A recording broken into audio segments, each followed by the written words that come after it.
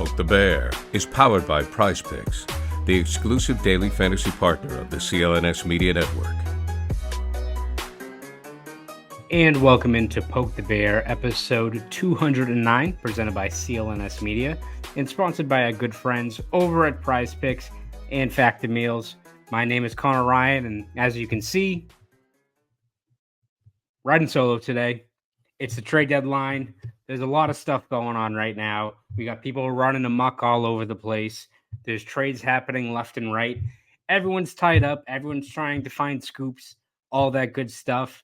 I'm running the gambit myself in terms of actually recording this podcast because I know full well that by the time this podcast drops, probably 50%, maybe more of the players we mentioned are probably going to get traded. So I'm running the risk here, but I'm doing it for you guys. I'm here to help you guys out, here to talk some hockey. We're obviously going to break down the Bruins games this week, both against the Maple Leafs and the Oilers, looking at a interesting rumor that's popped up over the last couple of days involving Elias Lindholm, who could be back on the market after it seemed like he was set in stone there with Vancouver, at least for this season. And also we have a few mailbag questions. Reached out to some of our loyal listeners on Twitter, X, whatever it's called now. I have no idea. I've lost track of that. But you guys sent over some really good questions, so we'll run through those as well. But looking at this team now, it's in what has been a shocking development. The Bruins are still kind of tough to gauge, right? Like, had an absolutely awful game on Saturday against the Islanders. Complete no-show. Arguably, maybe their most disheartening loss of the year. Just no response. Didn't start on time. Didn't have any pushback at all. Come back and they beat the Toronto Maple Leafs up in Toronto. Really strong performance.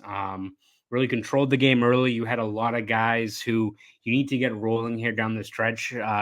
They got going. You had Pavel Zacha, almost didn't play in that game, was dealing with a lower body injury. He scores 2 goals, takes a shot-first approach, which is great to see. Jake DeBrusk scores as well. I think the most important thing for the Bruins, against a Toronto team that's very flawed, right? I think if the Bruins played them in the first round, that's probably your best bet if you're trying to play matchups and trying to carve a way through the postseason. If you're the Bruins, I'd rather you stay in the 2 or 3 seed even, play Toronto, take your chances there with a team that has its fair share of flaws as well. Roll the dice, see what you can do against them. Try to punch your ticket to the next round. And once you get past the first round, I think it's John Cooper who said the first round is the wild, wild west.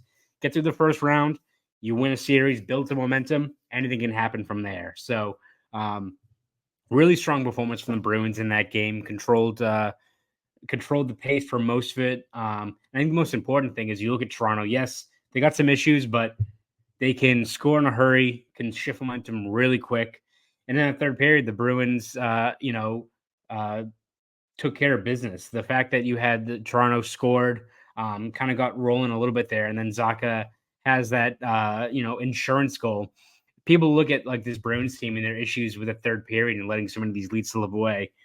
All the reasons we've talked about before are all extremely valid, right? Like we've mentioned the D zone miscues, the giving up goals that in those 6-on-5 situations, critical faceoffs that they're losing, but also like this team has struggled this year in terms of building some insurance for themselves. Like last year, that team was so loaded that you would expect in the third period, like you didn't have to rely on just David Pastrnak to carry all the weight. You had like Nick Foligno would score a goal in the third period. You had Taylor Hall that would score a goal. You had so much depth across the lineup that it almost felt like it was a given, right? That this team was going to build itself some breathing room and not have to trudge through so many of these games where you're protecting a 1-goal lead, killing plays in your own end in the final seconds of a game like that. So really good performance from the Bruins on Monday. You go to Tuesday, and it's frustrating, right? Because for most of that game, that was a very impressive performance by the Bruins, right? Like, I think we saw full well what that team can do. Edmonton with guys like McDavid, Draisaitl, not surprised, right, to see just how quickly they can kind of flip the script when they get going. Bruins played them well for most of that game. It was shaping up to be a very professional win, a great performance against a very good Edmonton team on the second leg of a back-to-back against Toronto. And then it kind of just falls to the wayside, right? The Bruins aren't able to get that insurance goal. The empty netter from Heinen goes wide. Ryan Nugent-Hopkins does a great job back checking there, but Bruins can execute. Draisaitl ties it up. McDavid goes to the net. Puck gets jammed in. And then in overtime, I think we all expected when you got Connor McDavid and Leon Draisaitl with a 3-on-3, you tend to know what's going to happen. And the Bruins already aren't a very good 3-on-3 team. So that felt all but inevitable. But that one's just frustrating, right? Because the Bruins, for the most part, I think played a really good game. There's been other games where they've trudged through games, or they completely taken their foot off the gas pedal for like an entire period, like that game in Vancouver on the road, where it's like, all right, that was 18 minutes of suck, right? Where the Bruins just really let that game slip away from them. This one was, 2 minutes again. The result stays the same, right? The Bruins are still handed another loser point there. They've had a whole bunch of them this season. But for most of that game, I think you have to be encouraged with the way they played. But it just comes down to the execution, right? Like the empty netter. You need to have that in those situations. And then on the sequence leading up to Draisaitl's equalizer, D-zone face-off that the Bruins lose. Coyle loses in a face-off against Draisaitl. Try to disrupt that D-to-D pass. McDavid has the puck on his stick. You know what's coming next, right? So definitely a frustrating result from the Bruins. And again, it just goes down to those little details that as much people want to look at just the overall state of the defensive structure for this team or needing a timely save. Sometimes it just comes down to winning faceoffs, getting puck possession and doing what you can, just limit how much time the opponent has the puck on their stick. And that's been something that's killed the team, right? Like you look at faceoffs, I feel like that's almost been lost in the shuffle a bit. It's not as maybe dour or as pressing as you're looking at like when like the D zone structure completely collapses, or Marcus Swimming give up a bad goal, or a forward has a really lazy pass that gets intercepted, leads to a goal. But as much as the Bruins, I think in terms of just offensive production, have done pretty well in terms of trudging ahead without Bergeron and Krejci. Not having Bergeron out there in those critical faceoffs where you've got a pretty damn good chance of winning those critical draws. I think that's been one thing that's been killer for this team this whole season. Like it's constantly been something where if they had, obviously Bergeron, but anyone out there who could do a better job at shoring up that area of the game, who knows? Maybe the Bruins have 2 or 3 fewer games to go to overtime, a few more 2-point showings on the standings, and I think quite the difference when you look at just where the Bruins are right now and how they've kind of let things slip away from them a little bit here, especially since the All-Star break. So it is interesting to note, though, that the Bruins are in the spot where all of a sudden, if faceoffs is a key need for this team, and again, they were second in the NHL last year in faceoff percentage. They are 21st now. And again, Coyle and Zacha, I think, have overall been pretty good. Zacha's winning about 54% of his faceoffs. Coyle's 51. Had a really rough game on Tuesday against Edmonton, but you look at further down the lineup, they're like missing that extra kind of line that one can keep Zacha and Coyle fresh, but you just don't have any options further down the lineup. Geeky's at 42%. Frederick's at 45%. Boquist, who again has added an extra dynamic to that fourth line, but he's at 42% right now. That's not going to cut it. Again, it's you almost weigh whether or not Johnny Beecher's guy worth calling up there, but you always have to make the money work, which is kind of probably the biggest hurdle in terms of why Beecher's not up right now. Again, Boquist is producing, that's helped his case a little bit, but I think the cap has been one of the more of the looming issue, I think, in terms of Beecher and why he's not up here. But the Bruins are in luck in that it does seem like there's a very good face-off guy, not a face-off specialist, but a top 6 player that's also damn good at the face-off dot, who could be back on the market. But before we kind of dive into that, let's take a quick break, listen to our good friends over at Prize Picks. Football season may be over, but the action on the floor is heating up. Whether it's a tournament season or the fight for a playoff home court, there's no shortage of high-stakes basketball moments this time of year. Get in on the excitement with Prize Picks, America's #1 fantasy sports app, where you can turn your hoops knowledge into serious cash.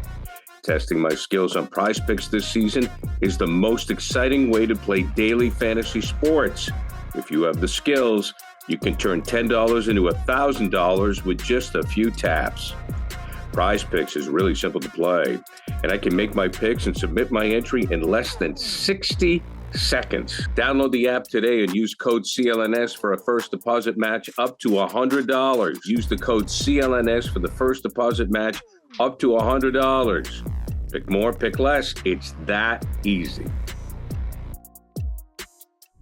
Once again, shout out to our good friends over at Prize Picks. And yes, looking ahead at the trade deadline, and again, we're recording this on Wednesday evening. Who knows what happens by the time this podcast drops? We won't talk about Noah Hanifin because as much as I think people are linking him to teams in the East, maybe Boston, you're hearing a lot of the Tampa Bay Lightning. Elliot Friedman said, watch out for the Vegas Golden Knights there. So who knows where Noah Hanifin ends up, but we're focusing in on Elias Lindholm, Vancouver Canucks legend, has played 14 games there, 15 games actually, and might be on the move. Not a lot of people saw that coming. Again, remains to be seen where he signs. He's a pending free agent where he signs this summer, but people thought that once Vancouver paid a haul to get him from Calgary, that was it. The Bruins were rumored to be interested in him. Apparently, they wanted to sign him. They wanted to trade for him and sign him to a contract. That fell apart.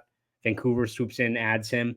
Has not worked out there in Vancouver for him. He's played a lot on the wing, which for a guy that's, I think winning 56% of his faceoffs this season, kind of hurting his value there. He's gone, I think, 9 out of his last 10 games without a point. Just seems like a weird fit for that team. And I think especially where they've, got JT Miller who can play down the middle. They just signed Elias Pettersson to a long-term deal.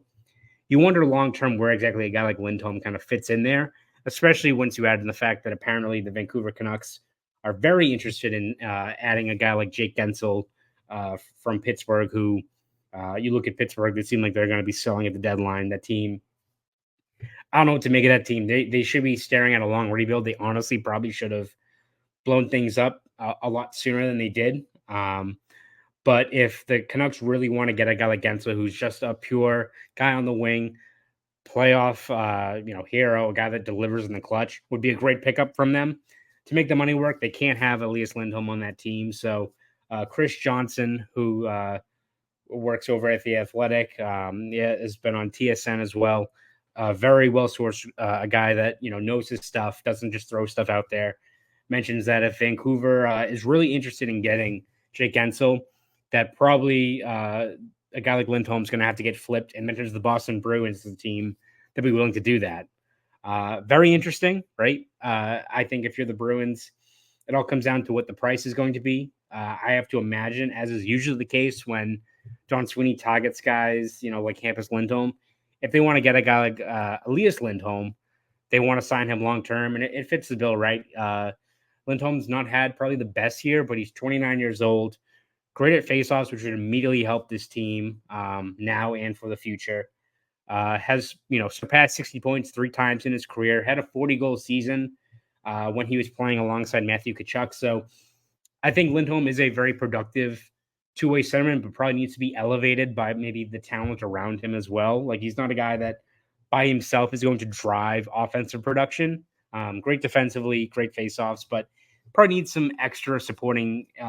A strong supporting cast to really have him realize his potential, which if you're going to staple him next to David Pastrnak, makes sense, right? So I can see the appeal for the Bruins of looking to acquire him. And if you're able to get him in this situation where Vancouver's desperate to get a guy like Gensel, they're not happy with how things are working out with Elias Lindholm, be a pretty smart move for the Bruins. It just comes down to what the price is going to be, right? Like, because you have to make the money work. The Bruins have $61,000 in cap space right now. So you got to move money out. Like, are you moving a guy like Jake DeBrusk? And again, this could be like a 3-team deal where DeBrusk could go to like Pittsburgh as part of it if they're doing all these different moving pieces.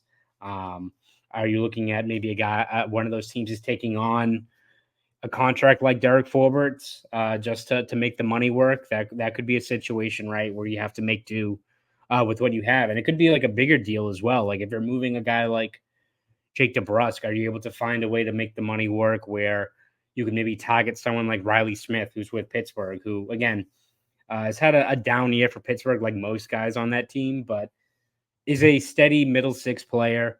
Probably the Bruins would love to have a do-over with Riley Smith. They traded him at his absolute worst value, became a fixture with Vegas over the years, had almost 300 points in 399 games out with the Golden Knights.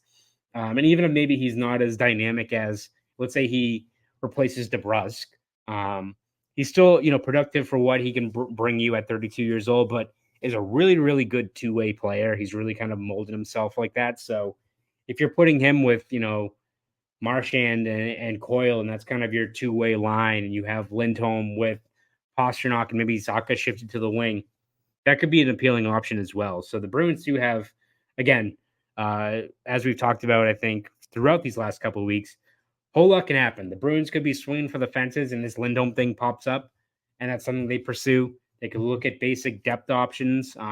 Nick Seeler signed an extension with Philly, a puck magnet defenseman who I think would have been a great fit here, but they could still try to find a guy like Joel Edmondson or a more physical third pairing D. They could look at a fourth line tone center like Brendan Duhaime or someone like that. So they have all those options, and they can also stand pat as well, right? If they either don't have if they don't want to meet the asking price, they don't want to, move along these assets, or they just don't have the assets available to really play ball in this market that seems to be accelerating right now. I'm shocked that, recording this on Wednesday, it feels like the trade deadline's today based on all these other deals that have gone down with Colorado and, Florida getting Tarasenko and all that good stuff, Wenberg going to New York. So it's definitely something worth monitoring, but if the Bruins are able to find that window where Vancouver is desperate to move a guy like Lindholm, it does make plenty of sense. It all just comes down to what the asking price is going to be and what the Bruins especially are comfortable in giving up, because you're going to have to move NHL talent off this roster to make things work. So definitely something worth keeping tabs on. Before we pivot a bit here and look at some of these mailbag questions we have, let's take a quick break. Hear from our friends over at Factor Meals. Get started on your New Year's resolutions with Factor, so you're ready for the new year. Factor's ready-to-eat meal delivery takes the stress out of meal planning and sets you up for success in the new year. Skip the grocery stores, prep work, and cooking fatigue. Instead, get chef-crafted, dietitian-approved meals delivered right to your door. With over 35 meals to choose from each week, including options like keto, calorie smart, vegan and veggie, and more, plus over 55 weekly add-ons, you'll have a ton of nutritious and flavorful options to kickstart your resolutions. No more wasting time in the kitchen. Not only does Factor offer fast, simple solutions when I'm too busy to cook, they also help me stay on top of my goals. With offerings like Protein Plus and Keto, I can stay on track. This is definitely going to come in handy for my New Year's goals. So head to factormeals.com/poke50 and use code POKE50 to get 50% off. That's code POKE50. Factor Meals, your go-to ready-to-eat meal delivery service. And now, let's get back to the show. Once again, shout out to our good friends over at Factor Meals. All right, let's dive into some of these mailbag questions we have here. Starting off with this one from Jay Sweeney, John Sweeney with multiple Ys, who asks, is there a downside to standing pat at the deadline? Thank you for the question, Jay Sweeney. No, I mean, I don't think so. You look at just the hand that's been dealt to the Bruins this year, which has been of their own doing, right? When you look at just the limited cap space, dealing with these bonus overages, having years and years of situations where you have, relinquished draft capital, trying to put the roster over the top. And I'm not going to fault them for doing that, especially these last couple of years. We're trying to make the most of whatever window you have left of guys like Bergeron and Krejci and what have you out there. If there's ever a year where you can, make the case that even as tempting as it is looking at guys like Lindholm or Noah Hannafin, you're still in a spot where you're going to have a bunch of cap space this upcoming offseason. You're a appealing free agent destination. Like, this is a team that players are well aware of what's here. They know the market. People want to live in Boston. They know how good the facilities are. They hear about the culture. This is an appealing place that you shouldn't have any issue attracting free agents. That's not to say that guys are going to be signing, well below their market value. But when you're looking at adding marquee guys, when Boston comes calling, you put him on the list, especially if it's, a guy like if Lindholm goes to market, or Noah Hannafin, or the number of other guys that are out there, like even, like Steven Stamkos, if he goes to market when it seems like, Tampa's going to move on from him, that could be a veteran guy who wants to come here for a few more years and be pretty productive in that role. Like the Bruins, where they have all this cap space this summer, have an opportunity to really kind of retool on the fly. And if you stand pat and you don't give up future assets, you don't give up, a prospect like a Matt Patra or a Mason Lohrei, and you go into next year with a retooled roster with cap flexibility, with a guy like Mason Lohrei who's ready to take another step forward. When you look at also the fact that, a situation where just the way the Bruins are set up, and you even have a guy like Patra who could be a top 6 centerman for the future. There's a lot going on, right? That can make that can make things happen. So, and also speaking of potential breaking news, we'll see. We'll keep tabs on a few things, but Kevin Weeks, who's always plugged in, I'm sure people have seen him on social media, said plenty of potential deal scenarios out there right now, but one I heard has caught my attention. Gensel to the Canucks, DeBrusk to the Pittsburgh Penguins, Elias Lindholm to the Bruins. So we've mentioned that before. We will keep tabs on it.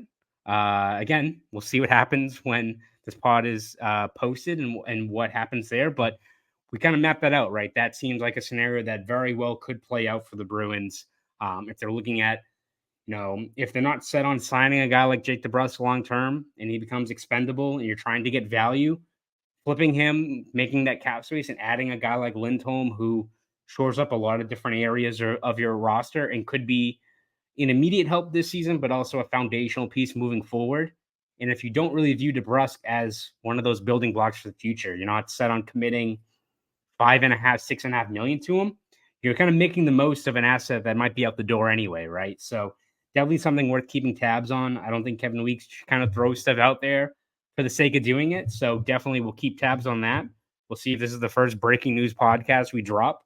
If anything does happen in between now and when this recording actually ends, that's probably why I paused for a good 20 seconds going through Patra and Lohrei, where it felt like I had a brain fart. But no, I saw the Kevin Weeks notification. I was like, could I end the podcast now and start writing? But we're going to trudge ahead and get through the rest of these mailbag questions.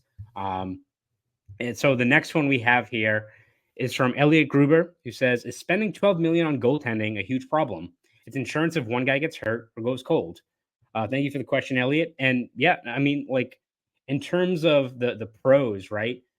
We've seen for years now what value there is when it comes to a guy like, having 2 number 1 goalies in Swayman and Ullmark, in terms of the even split in reps, the competition that they both kind of build off of each other by, having this dynamic that are also their best friends as well. And just the luxury of having a number 1 goalie every single night. It's the reason why the Bruins tend to not fall into these extended losing ruts or stretches where the games really get away from them. It's when you had 2 number 1 goalies out there. But if Jeremy Swayman is going to all of a sudden cost you $7 million, right? Against the cap moving forward off of a new contract.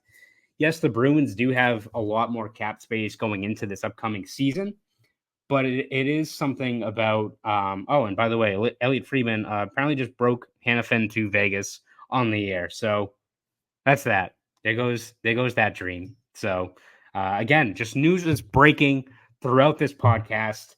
I need to put a fire emoji behind me because who the hell knows what's going to happen next. But it is a situation where you look at just committing that much money to the goaltending, $12 million when you can, maybe sign a guy like Lindholm. You're looking at another maybe top 6 option out there.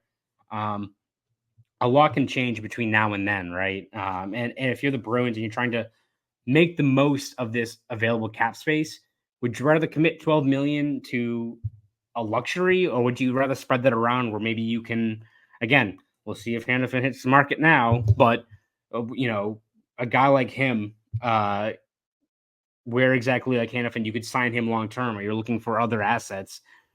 I think for the Bruins, it's all about making the most of whatever cap space you have. So definitely something worth monitoring. I just can't see the Bruins realistically if they're going to give Swayman such a sizable pay raise. I can't see them committing that much money to the goaltending position. So next question here is from Archie Rhodes, who says, do you think the Bruins could put Lindholm on LTIR into the playoffs, use money to get a bigger asset than first projected? Thank you for the question. It's definitely intriguing. We've seen quite a few teams make good use of LTIR in terms of bolstering their roster for the playoffs.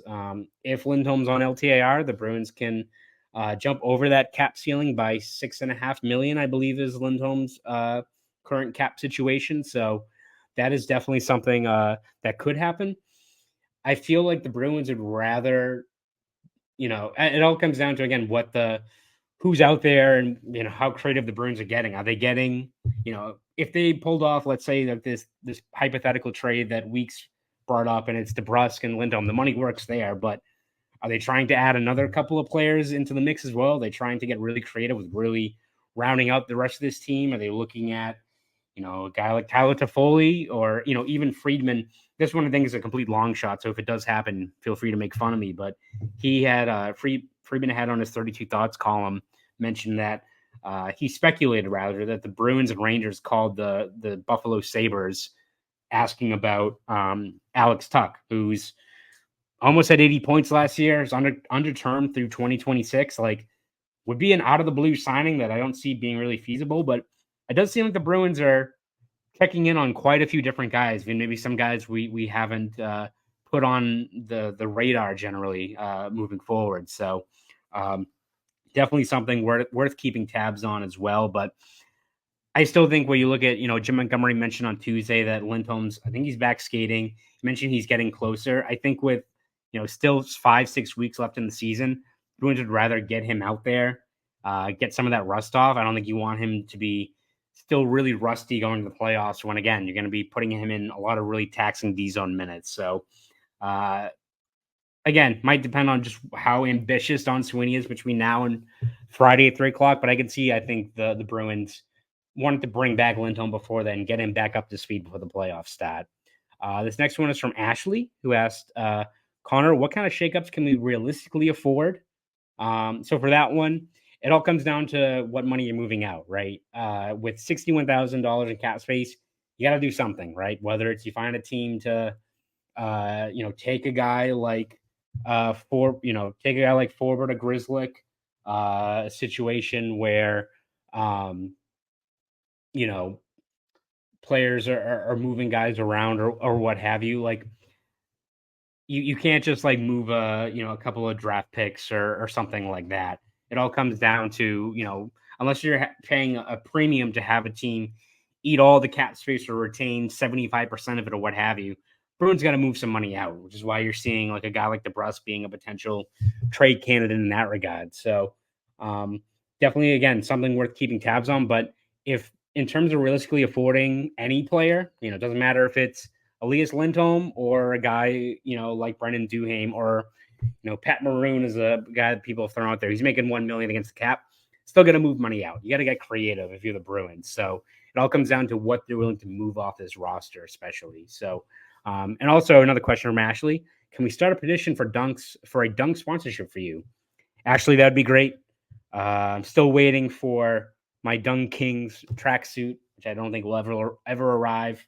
It's a tough hit, but we will see kind of what happens there. I'm still holding out hope that Dunks will come to their senses and you throw a sponsorship my way. And again, it'd be a rewarding partnership. I'll do videos. I'll do TikTok dances, whatever they want to do. It means I get a free coffee here or there, or a nice Dunkin' tracksuit. I'm all ears.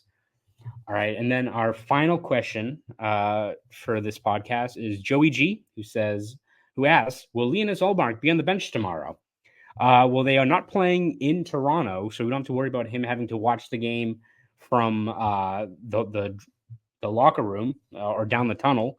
So we don't have to worry about that. I know people were losing their minds over it. Toronto Maple Leafs fans were fighting with the Bruins Twitter and Eric Russo about the fact that the schematics of, I don't know what they're bringing up with. They bring up blueprints, what have you, that yes, there is a situation where you can put a guy like a backup goalie on the bench there, but didn't work out. For the Bruins, I fully expect Ullmark to be on the bench tomorrow in that situation. But we'll see what happens, whether or not he gets moved. Again, we've mapped out, I think, on Bruins Beat, where exactly like we are in terms of, I think, if the Bruins are realistically looking at entertaining trading a guy like Ullmark, going to depend on what exactly the cost is going to be, what the return is going to be, especially. So definitely something worth keeping tabs on. So that's it for this podcast. We've gotten through over 30 minutes. So far, Elias Lindholm is not a Bruin yet. I said that. Checking Twitter again before we log off. We're good. We're good for right now. So when all hell breaks loose in a few hours, don't blame me. Maybe we'll be back on here recording a reaction podcast later on tonight. But that's it for episode 209 of Poke the Bear. Thank you for listening. Once again, shout out to our sponsors over at Prize Picks and Factor Meals. I'm Conor Ryan. You guys have a great rest of your week.